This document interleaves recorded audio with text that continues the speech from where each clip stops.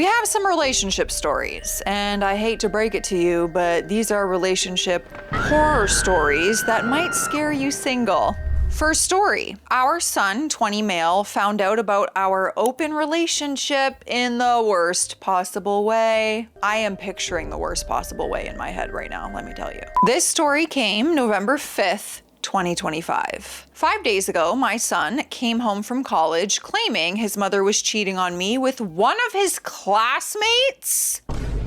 So remember when I pictured the worst way possible? I was not. This is far worse than what I was picturing. I was completely caught off guard. He said that a classmate was bragging to a mutual friend, let's call him Mike, my son's friend who has been to our house many times, about hooking up with an older woman. Then the classmate showed Mike a picture of the woman, and it was my wife. Mike didn't say anything to the classmate, but he called my son immediately. My son came home furious, convinced that my wife was cheating. I stepped out under the excuse of picking up dinner, which I actually did, and I called my wife to tell her what happened. She started panicking and said she was scared to come home and face him. I told her we had to come clean and explain the truth. That night, we sat down for a family meeting. Oh, that is quite the family meeting. The bomb you are about to drop. My son was already yelling, asking why we were pretending when he knew the truth. I asked him to calm down and to let us talk. I told him that my wife and I opened our marriage 5 years ago, that we both see other people occasionally, and that we still love each other and we are committed to our marriage and our family. My wife apologized for him finding out this way and said that she would be more careful in choosing partners. My son said he needs time to process and went to bed, not forgetting the fact that she is sleeping with like a younger, much younger college student, I'm assuming. If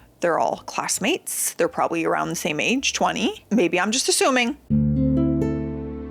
My wife cried afterwards, saying that he would never accept us, and I told her to just give him space. The next morning, my son came downstairs for breakfast. My wife tried to hug him, and he physically pushed her away and called her a lady of the night. I told him to apologize immediately. He ignored me and asked her how many of his friends and classmates she has slept with. When my wife tried to apologize again, he told us he couldn't respect us anymore and called us disgusting. I warned him to watch his words, and he told me to screw myself and left for school. I mean, come on. Come on. Of course, this puts him in such an awful, uncomfortable, awkward, weird position. Everyone's like, they're all gonna be talking about how they hooked up with his mom. Stifler's mom.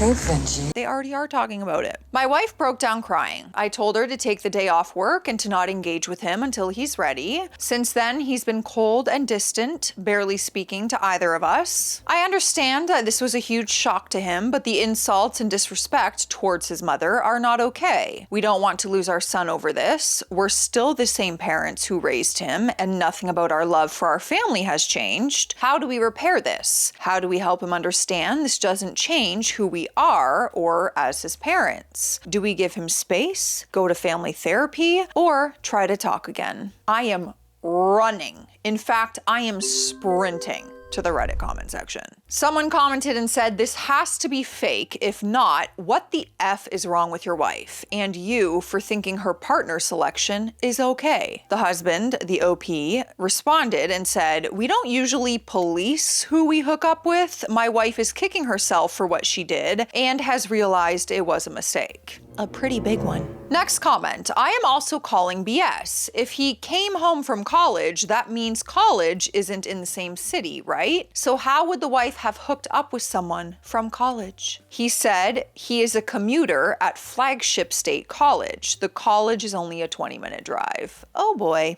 Next comment. First, you both stop dating people your kid's age, especially at his school. Then, to be honest, be true. Own your mistakes and accept that some mistakes have consequences beyond your control. He's an adult. You can't fix this alone anymore. He has to want to as well. OP said, you are right about the age thing. My wife has decided it is not worth the trouble. Yeah, especially at your son's college. So we have an update over 2 weeks later. It's now November 23rd, 2025. So a lot has happened these past few weeks. My son wanted to tell my parents about the situation. I had to threaten to remove funding for his college to prevent him. He went to individual therapy and we did family therapy about a week ago. The house has been cold and distant. My son recently opened up to us 4 days ago. He told us that he feels extremely anxious going to college because he is afraid Mike might have told someone. He apologized for what he called his mother. He said he isn't inherently against our open relationship, but found it disturbing that we would hook up with people not only his age, but people he also has mutual connections with. Yeah,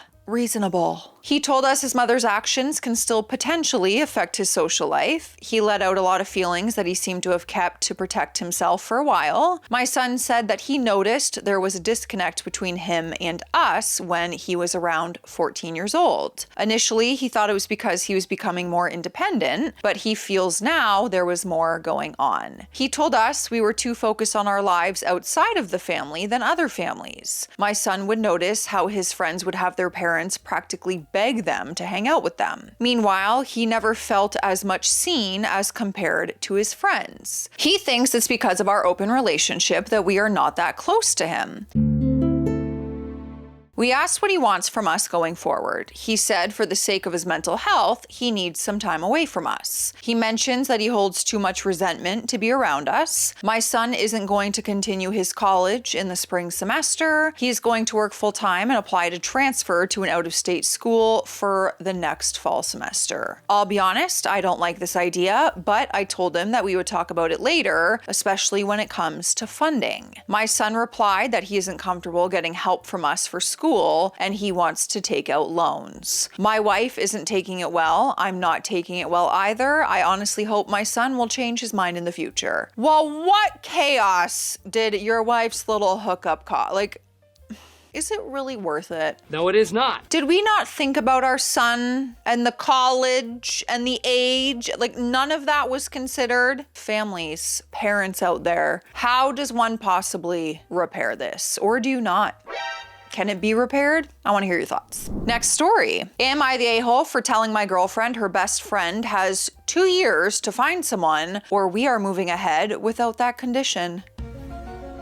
I don't even know how this is gonna piece together in a story. This story came very recently. It's May 20th, 2026. So me, 28 male, and my girlfriend, 28 female, have been together for 3 years now, and I recently brought up the talk of marriage and kids. My reason is pretty simple. I wanna be fit and active while my kids are growing up. Like, if we have kids at 30, I will be 48 when they turn 18, which still feels decent enough to actually be involved and active in their lives. So I wanted to start planning ahead. She said that she also wants to get married around the same time as her best friend. Not the same event necessarily, just the same season or time frame. Honestly, I found it cute at first. Here's where it gets complicated. I actually know her best friend personally, and she is genuinely terrible at relationships, never lasted more than 6 months with anyone, and is currently single. But the bigger issue is her best friend doesn't even want to get married. So my girlfriend's whole plan is to first convince her that she wants marriage, then find her a guy, then hope that guy proposes, and then they will coordinate their weddings. That's crazy, girl.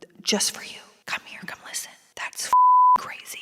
I told her I don't mind waiting, but I'm not comfortable with our future basically being in someone else's hands. She got upset, saying I don't respect the friendship, so I said fine, 2 years. If things fall into place, great, but I can't wait forever with no end in sight. That got her even more riled up. Am I the a-hole for putting a time frame on this? Then he added an edit. So after reading through the comments, I decided to reach out to her best friend and tell her everything. And honestly, her friend found the whole thing just as ridiculous as you guys did, and immediately went and talked to my girlfriend, trying to knock some sense into her. Now my girlfriend is mad at both of us. But hey, at least her friend and I are on the same page. I will update if anything changes. And he added a little update after that, a little edit before the real update. Just a small update, my girlfriend is currently giving me the silent treatment, but the wildest part, her best friend texted me again apologizing for the collateral damage. She said she explicitly told my girlfriend to drop this ridiculous condition. Instead of listening, my girlfriend lost it on her and accused her of betraying the friendship and not supporting her dream and choosing a guy over the friendship. So now the two of them are fighting. After reading all your comments about codependency and projecting the red flags,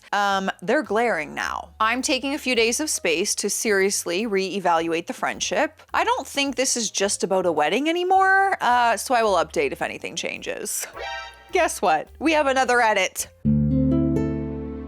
It's been a few hours since the last edit. I had a long talk with my girlfriend earlier. She is still very upset and keeps saying that I don't understand how important her friendship is and that I'm forcing her to choose. The best friend also messaged me again saying she is done trying to explain and is taking a step back from my girlfriend for now. Honestly, after everything that's happened in the last 2 days, I think I need more than just a few days of space. This whole situation has me question a lot about things about our future. I will give one final update in a day or two once I clear my head. Thank you.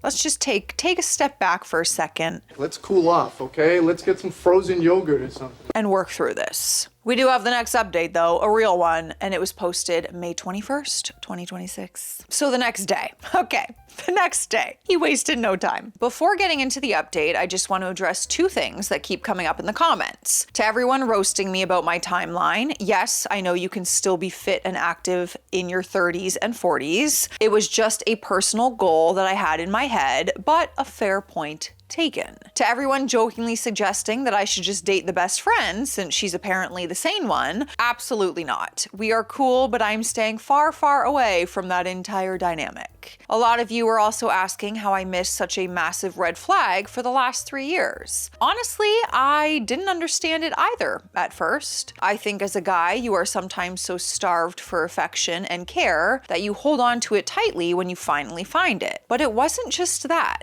I genuinely felt loved and cared for. She worked from home for her dad's business and there was no lack of emotional or physical intimacy either, and she made my life so easy. She would always make food for me, handled all the household stuff willingly without ever complaining, and even when I would offer to help, she would just wave me off saying that she had it. This whole condition truly came out of nowhere and blindsided me completely. After my last edit, I left our apartment and spent the night away to clear my head. I made up my mind that I was going to sit her down calmly and try to make her understand how absurd this entire thing was. My plan was that if she finally understood, we could look into couples therapy together to get to the root of it. We had that final long conversation this morning. I tried to explain why having my future tied to a third party was a deal breaker for me, but instead of trying to understand my perspective or even taking the lifeline of therapy, she doubled down. She said her best friend is abandoning her and that I am being unsupportive of her version of life. I even asked her directly to be honest with me if she simply just wasn't ready for marriage or kids yet, because that would be a completely different and understandable situation. One that I was willing to work with and make compromises for because I genuinely didn't want to lose her over some fantasy plan. But she said no. She loves me, she does want marriage and kids, she just doesn't want to drop that condition. But your friend wants to drop that condition. If your friend got married in 6 months, found someone tomorrow, got married in 6 months, and started a family, she's not even on board with this condition. She ain't waiting for you. Like, this is not a condition. This is a one-party thing. The other party doesn't want in this condition. And when I brought up the fact that her best friend had literally told her she doesn't want to get married, she just waved it off saying, she'll come around. I know her better than she knows herself. That's when it became obvious that I was essentially the third wheel in my own relationship and that no amount of reasoning was going to get through. It was a long, hard conversation and there were a lot of tears, but I made the decision to end the relationship. We want fundamentally different things, and I can't build a future with someone who prioritizes a fantasy timeline over our actual partnership. We are currently sorting out the apartment situation, and I'll be staying with family for a bit while we untangle everything.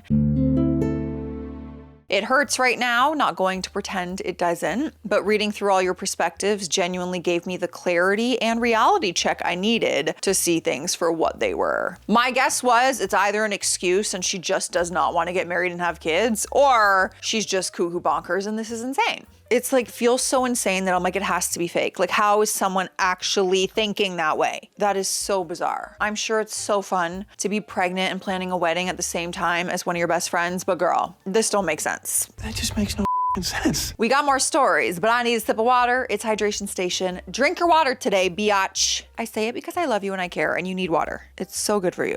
Cheers. Sitting crisscross applesauce will always be so nostalgic to me, and it's the most comfortable way to sit. I'm like, I get it. As a kid now, I get it. Crisscross applesauce all day long, while my knees still can. You guys will be so happy to know that I finally fixed all the nails that were falling off. This set is Kiss from Amazon. They're just little flowers, very short. They kind of match my ring, so why not? But all fixed, and these ones are already staying on a lot sturdier. It's been a few days now, so I actually took my time with the prep, and there we go, just in time for spring or summer at this point, because Toronto weather has been crazy. Next story, would I be the a-hole if I broke up with my fiance because she bought a house while I was away? Wow, what a casual purchase. This story came February 16th, 2026. For context, I am in the Navy and I have just recently gone on deployment. Earlier this year, me and my fiance moved in together. We got a 2-bedroom unit that was part of a duplex. I paid all of the rent for the unit and I covered all of the moving expenses, and I financed buying all of the furniture and appliances we needed for moving in together. While all of this was going on, I was also making preparations to go on deployment, such as setting up a power of attorney, establishing a joint bank account, and creating an emergency fund for while I'm away. So by the time I left for deployment, I was pretty low on liquid cash. Fast forward a couple months with no contact. I pull in for the first time and I start catching up with her. She tells me all kinds of stories about how the neighbors have been super annoying, how they don't take out the trash bin, how they have weird hours, how they are noisy at night, how there are constantly new guests being invited over by the lady in the lower unit to spend the night. Oh, those type of guests. This was apparently a buildup because a few days later, she informed me that she had just signed the final closing paperwork for a little townhouse. I immediately had several questions, such as, but not limited to, am I going to be paying rent for our little duplex while we live in this townhouse? Why didn't you talk to me about buying a new place? When are you going to move? Is there a mortgage on the new house? How much is the HOA? To which I was largely either ignored or told to mind my own business. I don't know if that's how relationships work.